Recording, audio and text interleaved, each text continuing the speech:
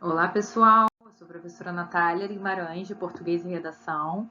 Quem ainda não teve a oportunidade de ver outros vídeos que eu já gravei para o Respira Educação, nós temos aí 2 vídeos sobre dicas de português e temos um vídeo anterior a esse falando de dicas de redação. Tem uma live também falando sobre os mitos da redação do Enem, que valem super a pena aí serem estudados, que às vezes tem aquela dica sim que te ajuda a salvar uma redação, inclusive, ou alguma questão de português, né? Alguma coisa que você nunca tenha parado para pensar, nunca tenha parado para analisar, pode ser que te dê uma luz aí. Então não deixem de conferir esses outros materiais também. E hoje a gente vai falar de uma questão que provoca bastante atenção nos alunos, que é a proposta de intervenção, né? Ela é parte da conclusão da sua redação, avaliada na competência 5, né? E por mais que ela seja a competência mais matemática, vamos dizer assim, porque você tem 5 elementos para serem apresentados e ao apresentar os 5 você está com a nota máxima, né? Ela ainda causa muita confusão, ou porque o aluno não entende direito o que é a proposta, para que serve a proposta, ou porque o aluno não entende o que é cada elemento que é necessário nessa proposta, né? E o que eu vejo muito das redações que eu estou acostumada a corrigir é que acontece um fenômeno de querer apresentar mais de uma proposta, talvez por achar que tem mais chances com mais uma proposta, mas na verdade o que basta para o corretor do Enem é que você apresente uma proposta completa com cinco elementos. E o que muitas vezes acontece é que esse aluno que apresenta mais de uma proposta apresenta 2, 3, às vezes, propostas, nenhuma dessas propostas está completa. Então não adianta ter várias se nenhuma delas se nenhuma delas vai apresentar os 5 elementos necessários, né?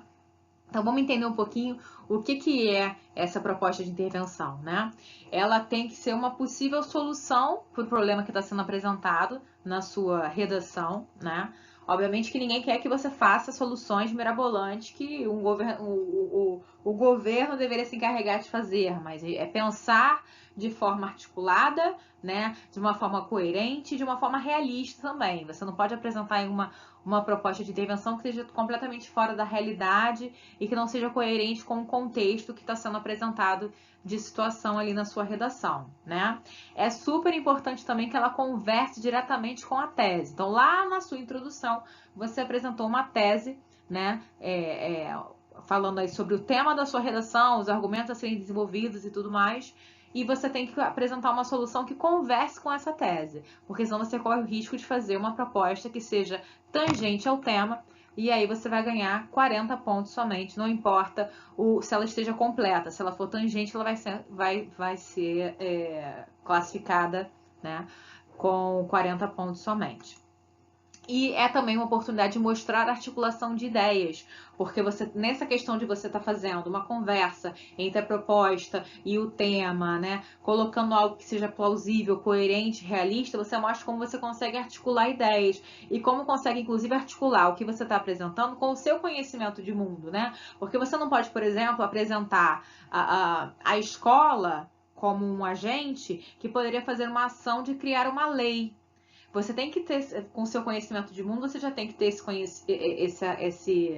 essa ideia de que a escola não pode apresentar, não pode criar uma lei. Quem cria a lei é o governo, né? Então, esse tipo de articulação vai ser apresentado aí na sua proposta também, tá?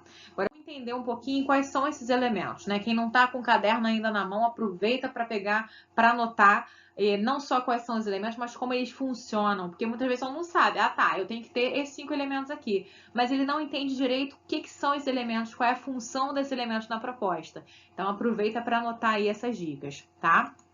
Então, eu vou falar uma ordem aqui, essa ordem é aleatória, na verdade, tá?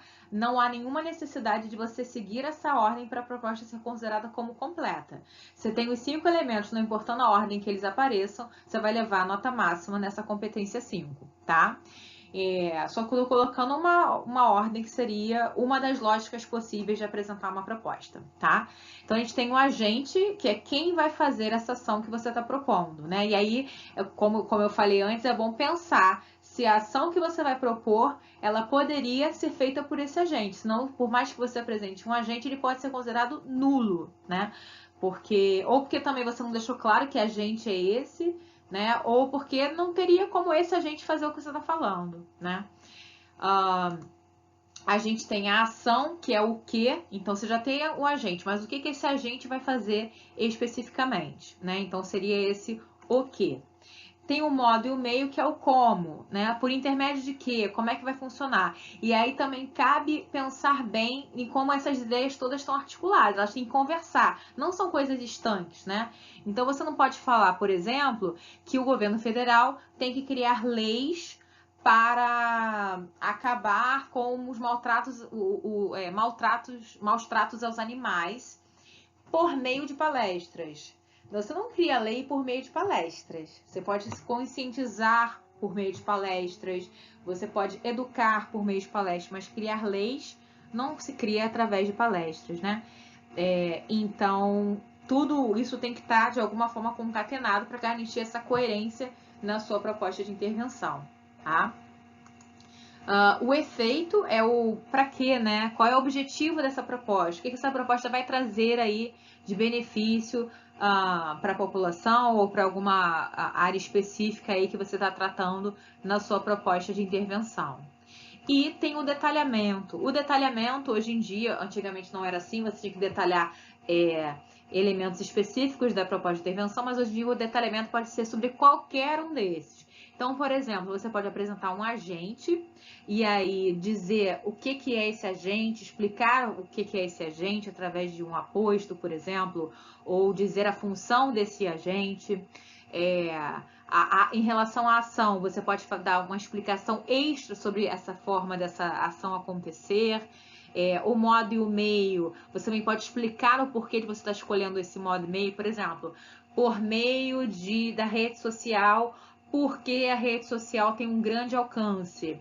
Então, só essa informação extra que você deu, justificando a escolha da rede social como modo meio, já é considerado um detalhamento, tá? E o efeito, vai ter um efeito, e esse efeito pode trazer algo mais profundo ainda para essa sociedade, e esse poderia ser o detalhamento, né? Então, o efeito vai trazer aí um ponto positivo, né? E desse ponto positivo, o que vai desencadear para essas pessoas a mais? Então, o detalhamento é sempre uma informação extra, seja ela sobre o agente, sobre a ação, sobre o modo ou sobre o efeito, tá? E como eu falei anteriormente, não há necessidade de seguir essa ordem especificamente, né? Tanto faz a ordem em que esses elementos aparecem, contanto que os 5 estejam aí. E aí não é a parte da matemática que eu falei, não é simplesmente ter 5, eu tirei a nota máxima. Não é assim. Você pode colocar 2 agentes e se você não colocar o detalhamento, você vai continuar não tirando a nota máxima. Você pode colocar 3 ações e se não tiver um detalhamento, vai continuar sem a nota máxima. Então, é preciso ter esse número 5, mas que sejam coisas diferentes. Se você tiver 5 e tiver mais de um detalhamento, por exemplo, não faz diferença nenhuma para a sua nota na competência 5. Pode fazer para outra competência, porque mostra uma articulação melhor ainda das ideias, que pode ajudar, por exemplo, a aumentar a sua competência 3, que fala sobre argumentação, né? Agora, não vai te acrescentar pontos. Não ter um deles, sim, que te retira pontos. Então, muito cuidado com isso. São 5, mas são esses 5 diferentes. Não adianta ter 2 de um e ter a falta de um outro, tá? Isso também acaba sendo um problema para muitos alunos. Então, atenção com isso, tá, pessoal? Bom, e tem uma questão super importante em relação à competência 5, a proposta de intervenção, que é a questão dos direitos humanos. Há um tempo atrás, se você colocasse uma proposta de intervenção que ferisse os direitos humanos, por exemplo, incitando violência, incitando segregação, incitando discriminação de algum grupo, você tinha a tua redação todinha zerada, por melhor que ela fosse. Hoje em dia eles mudaram esse critério, né?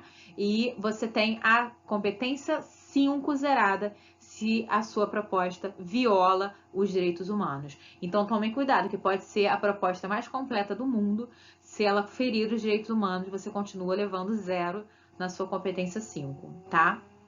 Então muito cuidado com isso.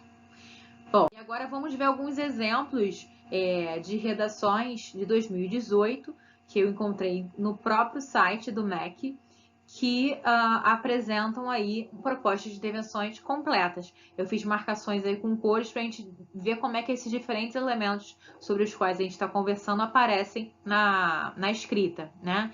Então a gente tem, por exemplo, essa daqui.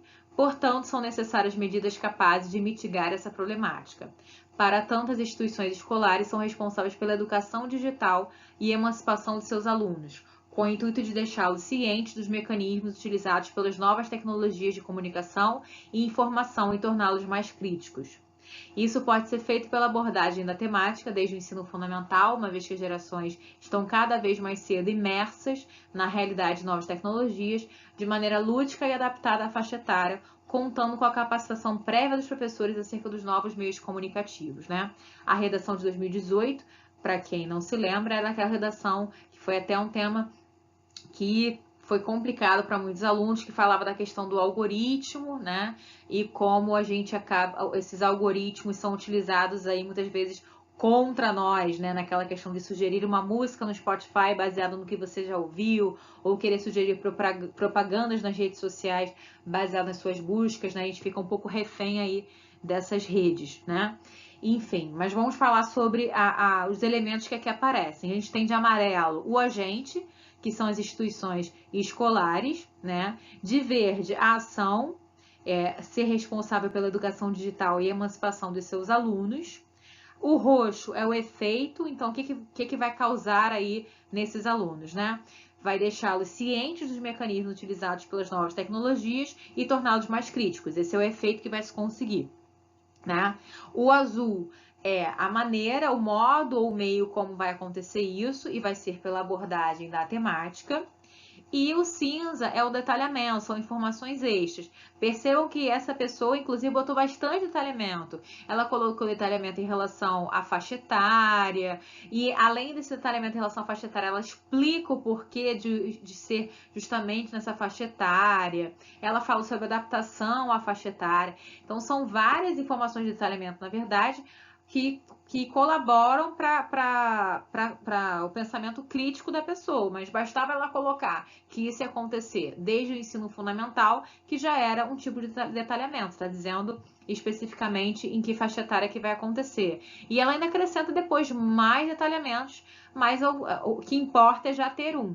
Já teve um detalhamento e já teve um agente, já teve uma ação, já teve um modo meio, já teve um efeito, bastou para essa aluna tirar nota 100 na competência 5. Inclusive, essas redações são de alunos que tiraram nota 1000, então eles tiraram 100 em todas as competências, tá? Vamos ver o outro exemplo agora, ó. Assim, faz-se necessária a atuação do Ministério da Educação em parceria com a mídia na educação da população, especialmente dos jovens, público mais atingido pela influência digital, acerca da necessidade do posicionamento crítico quanto ao conteúdo exposto e sugerido na internet. Isso deve ocorrer por meio da promoção de palestras que, ao serem ministradas em escolas e universidades, orientem os brasileiros no sentido de buscar informação em fontes variadas, possibilitando a construção do senso crítico, né? Porque a pessoa está tratando justamente da questão de a gente ficar sendo limitado por aquilo que vão sugerindo pra gente, né? E aí isso acaba atrapalhando a construção do nosso senso crítico. Então, usando as mesmas cores que eu usei no exemplo 1, a gente tem a marcação do agente, que é o Ministério da Educação, de amarelo. A ação, ela ficou um pouquinho quebrada no texto dessa pessoa, mas não tem problema nenhum, que é atuar aí na educação da população acerca da necessidade de posicionamento crítico quanto ao conteúdo exposto e sugerido na internet, né? A parte de especialmente dos jovens, público mais atingido pela influência digital, é um detalhamento dessa ação. Eu preferi marcar o outro detalhamento embaixo, só para não ficar mais dividido como já está dividida a ação, mas também serve como detalhamento, tá? A gente tem o modo meio aí de azul, por meio da promoção de palestras. Tem mais detalhamento em relação a onde essas palestras vão acontecer. E a gente tem o roxo como efeito. O efeito conseguido é orientar os brasileiros a buscar a informação aí em fontes variadas, né?